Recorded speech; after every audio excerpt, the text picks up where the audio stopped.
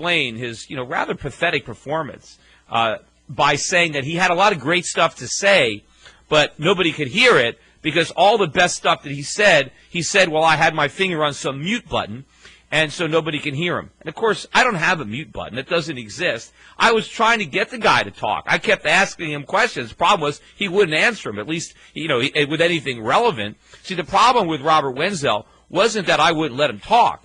It was that he had nothing to say. That was the real problem. And I would have let this subject die because quite frankly, I was kind of embarrassed for him based on, what he was saying. But since he's putting all this out there, accusing me of all this. And, of course, if Robert Wenzel really thought that he didn't get enough time to express his opinions, I would have kept him on. And he could have called me up. I would have had him on again today. But instead of actually asking for more time, I don't think he wanted more time. To be honest, I think if I could have muted him, it would have helped him out.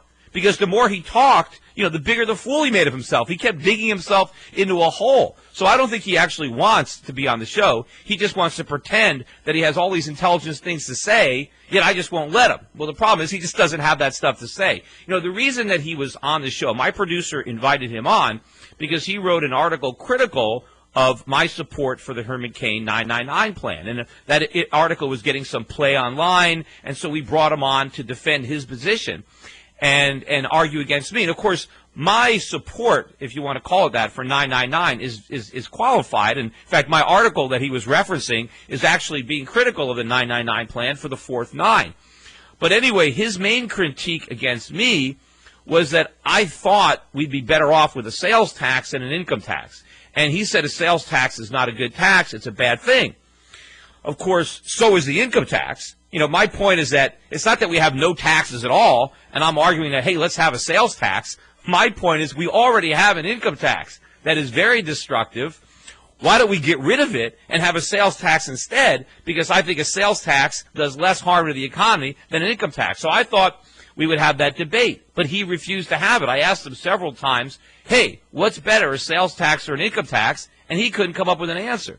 Basically, all he said is that he didn't like either of the taxes. Well, that's not an option. That's not what the discussion is. The discussion is, given the fact that we have all this government spending and we have to finance it, what's the least disruptive way to do it? Would you rather do it with an income tax or a sales tax? I'd rather do it with a sales tax. Now, of course, all Wenzel did was come up with reasons why the sales tax was bad.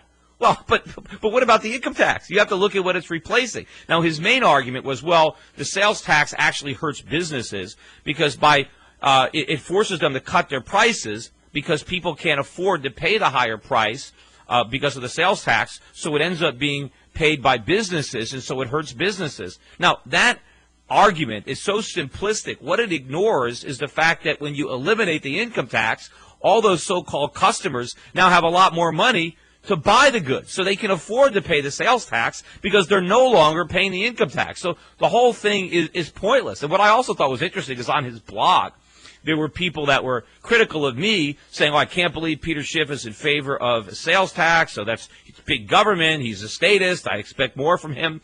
We're talking about being in favor of a sales tax that eliminates the income tax. I can't think of a tax that's more oppressive, more disruptive to individual liberties than the income tax. In fact, the only tax I can think of that might be worse is actually the tax that Robert Wenzel really wants to impose. And I want to talk a little bit more about how stupid and idiotic his actual preference is, because that came out later in the interview. So I'm going to talk about that. Stick around. We'll be right back. This is Peter Schiff here at SchiffRadio.com, and was talking about Robert Wenzel's appearance. And, of course, I tried to have him back on the show again, but he just accused me of muting him. But in any event, so before the break, I was discussing the fact that he refused to really get into the discussion of whether or not he was in favor of an income tax over a sales tax, because he's condemning me for supporting a sales tax. But by default, then, he would be supporting the income tax because I'm trying to get rid of the income tax. But basically, I think what he tried to say is, really kind of have his cake and eat it too. He doesn't want either tax. He doesn't want an income tax or a sales tax. Well, hey, there are a lot of things that I want that I'm not going to get. That's not on the table. And I said to him, well, we have all this government. How are you going to pay for it? And he got back, he would respond by saying, well, I want a lot less government. Well, me too. That's not the issue. The issue is, given the size of government we have today, what is the way that we should finance it? And what he came up with was, he said he wants a head tax, a tax where the United States government would figure out how many people, how much money it needs to raise, how many people are in the country, divide, and then give everybody a bill. Now, that's called the capitation tax. Now, forget about the legalities of that, which I'm going to get into in a minute. Think about the lunacy of this proposal, right? He's criticizing me for being in favor of a sales tax. Look at the tax he's in favor of. He's in favor of a tax system where Warren Buffett would not just pay a lower rate than his secretary, which, of course, he doesn't do, but Warren Buffett, when he paid 17% tax, he paid like $7 million. His secretary, even though she might have paid a higher rate, theoretically, when you're not counting what Warren Buffett paid as a shareholder of Berkshire Hathaway. But maybe his secretary paid what? Maybe she paid $10,000 in federal taxes. I don't know if that. But under the head tax that Wenzel was talking about, each of them would pay the exact same dollar amount.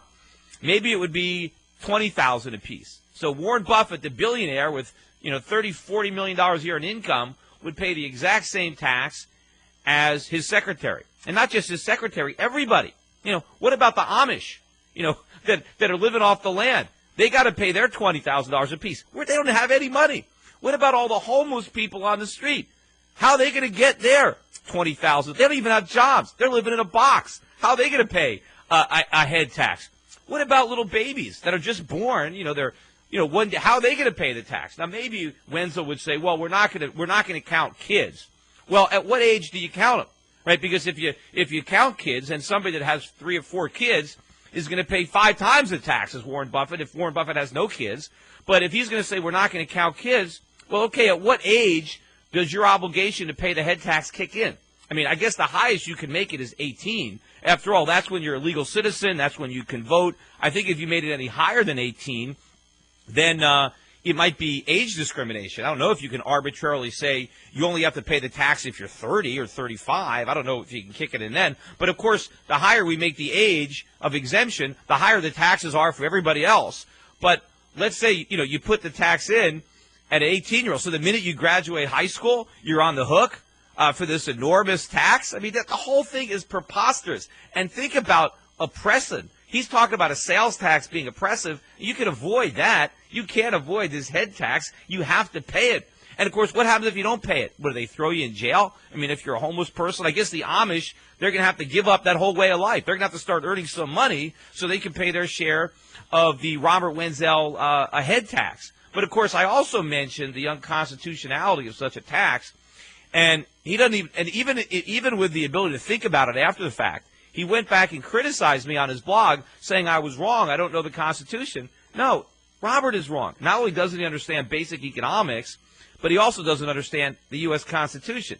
Yes, the Constitution says that Congress can levy a capitation tax, but only if it apportions it to the states in a manner that is laid out in the Constitution itself. So how would a constitutional capitation tax be levied?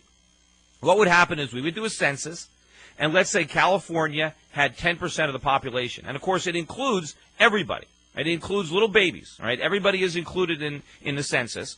And if California had 10% of the population, even if a lot of that population disproportionately were little kids, if they had 10% of the population, and if the government wanted to raise, let's say, $2 trillion in this head tax that year, California would be responsible for $200 billion.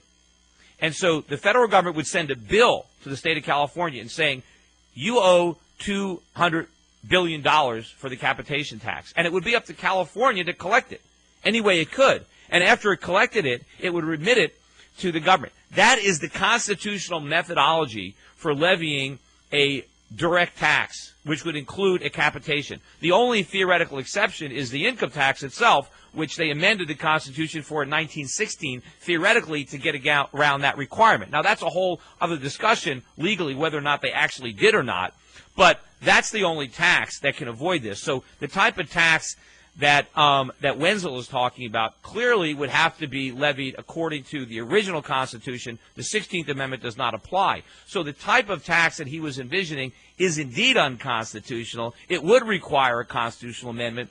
He's wrong again. But, of course, what he's also saying is the Founding Fathers were wrong. See, the Founding Fathers, like me, liked excise taxes. They thought they were the least oppressive way. They didn't like the type of taxation that Robert Wenzel wants. That's why they made it so difficult for the government to levy direct taxes, because they regarded them inherently as oppressive.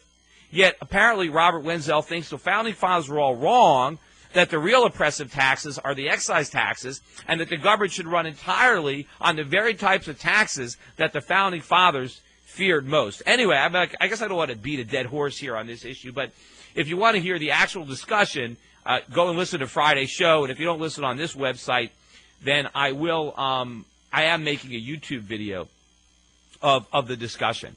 Anyway, also one more thing. I got a lot of people on hold.